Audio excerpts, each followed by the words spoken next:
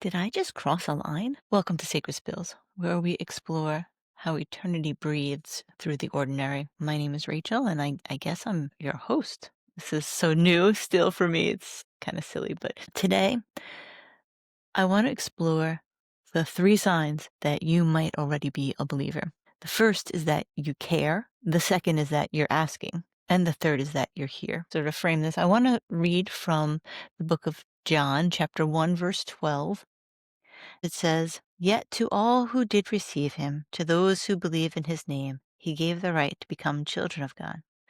There's quite a bit to dissect. This first chapter of John is like setting the frame of who Jesus is and where Jesus fits in the whole creation story from Genesis. There's some really neat parallels in there.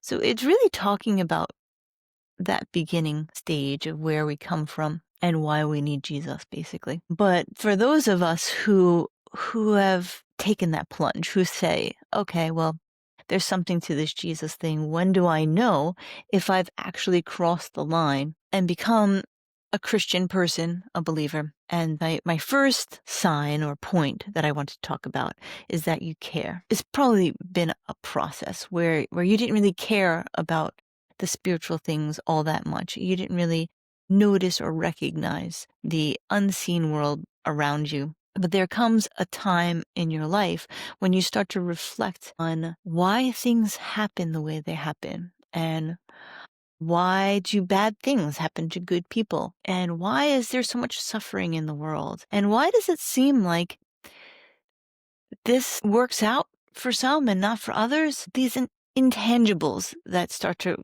surface, that you start to care about. These newfound desires start to align more with a focus on the spirit realm. There came a moment in my life when I started to care more about others than I cared about myself. I shared a little bit earlier about how I became a believer at 17. At that time, I really felt compelled to do some type of missions work or ministry work. And I kind of floated about in a couple of ways. And I think it probably would have been better for me to have a more focused approach towards ministry. But at the time, I didn't have a lot of positive influence in ways that I was willing to accept. There were a lot of really wonderful people in my life who would give me advice, but it wasn't always advice that I was ready to hear or understand. And I was working through, how do I hear God's voice and how do I know this is Him, and what do I think of as ways that God is leading me. So my first big step was to drop out of college and go to a ministry school that was just forming in Toronto. During that time, that was the first time I went with people on a missions trip. So I started to do ministry work and go into full-time ministry. And honestly, what made me step back from it was fear. I was super afraid of not feeling supported, and I really ultimately stepped back from full-time ministry because I didn't think I had what it took to rely completely and totally on God to provide for me. And that was fear-based. And so since then I've worked through a lot of that, and acknowledging it has been a process. I kind of was adrift for a while and just praying and asking God, what should I do? Where should I go? I actually remember writing out a bunch of physical letters and sending them to different ministries and asking for opinions just to get some type of basis of some of the options and opportunities out there. A crazy way of trying to figure out my life goals. But it goes to show in the mid 90s, we were still writing snail mail to talk to people. But I did have this one uncle who, for about 2 years, maybe 3 years, every party that I was at, he would corner me and be like, it's really nice that you did some nice things for other people, but you got to look out for number one, and you got to make sure that you're taking care of yourself because nobody else is going to take care of you. And I remember how difficult it was to get out of that conversation or to know the right things to say to him. And it really did feed into the fears that I had about not being able to care for myself and not being able to provide for myself when I should have been looking to and asking God to help me trust in his provisions. It was a moment when I started to care more about others and about telling people about Jesus and trying to see, well, how far do I go with this stuff, and how much, if I really believe that people are going to go to hell, then I should be spending a lot of time and effort trying to convince them that they shouldn't go to hell, that they need Jesus. But then I kind of figured and learned that that's really God's job. And I have to figure out what is my job. My job is to love God with all my mind, heart, and strength and soul, every part of my being, and to love my neighbor like I love myself. And so those are my jobs. Those are my tasks that Jesus has given to me. And so, yeah, that's turn that phone around because I find it very distracting. But anyway, so that very normal experience of going to a party with some family members became this situation where I had to constantly be concerned with why I believe what I believe. What is it that's propelling me to want to do these things for God, and what makes them more meaningful to me? It really sharpened my understanding of why I care, or that I do care. For the first time, I really did care about others and not just myself. The next sign of the 3 points I gave is that you're asking. The very fact that you're asking about these things and that you want to know if it's real is a sign that you have perhaps crossed the line into believing. It's the nature of those questions. Once your questions kind of shift from, are you real, God, to how did you make the world? Why did you create humans? Is there a plan or a purpose for my life? That shift of questioning whether or not there is something in the universe beyond the material, to starting to question the mind of Christ, the mind of God, why he's doing the things that he does. All of those kinds of questions. The fact that you're asking more questions that would be expressed in the catechism. Of course, we all, well, maybe not all, but most people are familiar with the Catholic Church using catechism to teach children about what they believe and why they believe it and what they should believe. But the Gospel Coalition put out a program called the New City Catechism. It's an app. I used it with my kids. We never finished it, to be honest, but it's a great way to go through the steps and the questions of why you believe what you believe. Any type of catechesis will help with answering those questions.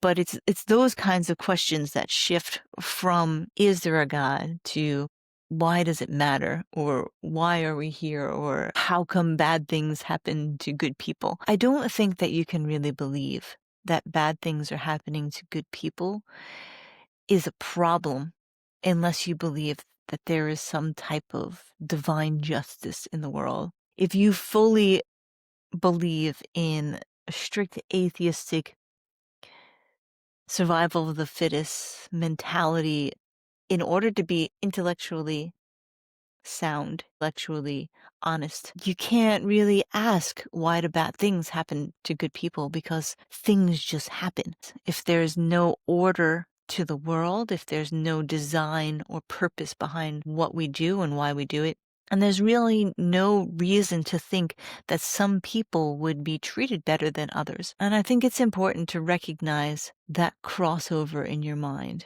The last question of my 3 steps, or the 3 signs that you may already believe, is that you're here. You need to recognize that you're here in this journey. You're here on this process, and it's more than just for you. You're here to figure out what your purpose is. You need to recognize and realize that you were put on this planet by the living God for a reason, that God loved you very much, and that he wants you to love those around you the way that he has loved you. Being able to recognize that God has a plan and a purpose for your life, and just showing up every day, showing up, that's an understanding or recognition that you are believing in something bigger than you, someone bigger than you. Now, these 3 signs that I used in particular are not necessarily signs that you are a Christian.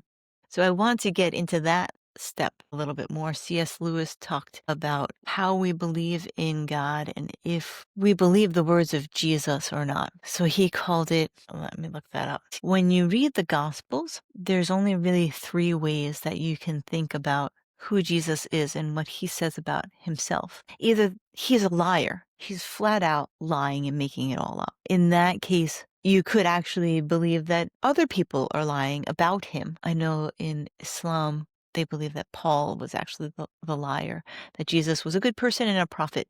And they do honor Jesus, but they think that Paul manipulated the teachings of Jesus and that Paul is the liar. So you either believe that Jesus is a liar or that somebody is lying about him, or you believe that he is a lunatic, that he literally believes he's the Son of God, but he's not, because there's no such thing, and there's no way that he could actually be fully God and fully man. So that makes him crazy. So maybe Jesus is just a lunatic. Or it could be that Jesus happens to actually be the Lord. So that's the third thing. Yes, individuals can have a Messiah complex, but maybe, just maybe, Jesus wasn't a liar and he wasn't a lunatic. That would make him the Lord, and that would make him God. So that's the way that C.S. Lewis breaks it up into those three things. I love stories. I love narratives. I love the story arc. And this constant theme of the individual who has to die to self in order to be resurrected is one of the themes, a trope that happens in a lot of stories, especially fairy tales, or maybe the hero has to slay the dragon in order to win the princess, you know? There are these kind of tropes in these stories that are common. And I love stories. I love how compelling they are. C.S. Lewis was convinced that all those other stories were a reflection of who Jesus was. They were a foreshadowing of the real story, that these mythological stories that are considered fiction are not really fake in that they have embedded truth in them, but it's not a literal story of something that happened to somebody. And eventually Lewis came to the place where he believed that the story of Jesus Christ is mythos. It's a fairy tale, but it's also something that literally happened in space and time in history. If you believe that the story of Jesus is not just fiction, but it literally happened, as well as being transcendent, mythological proportions, then you should stop and start to question these things. I want to encourage you to take a moment to think through these steps and to consider whether or not you're starting to believe, or maybe you think you may have crossed into the idea of believing. And if you have, I want you to either text a friend or put something in the comments or reach out to an individual and say, I think I might believe. Do some type of action where you're finding a friend to talk about these types of questions that you may be having. It's okay to not feel holy. It's okay to not feel like you have all of the answers.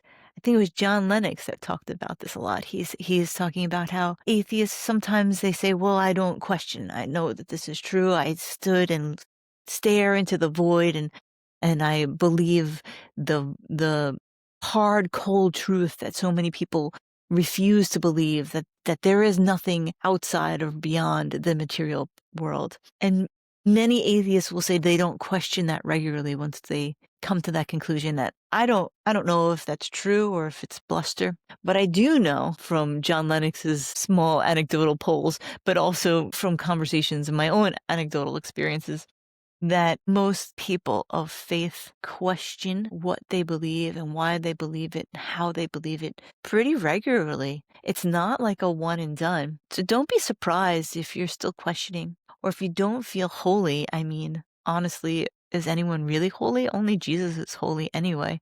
You're not meant to get all cleaned up and feel like you've done something in order to come to God.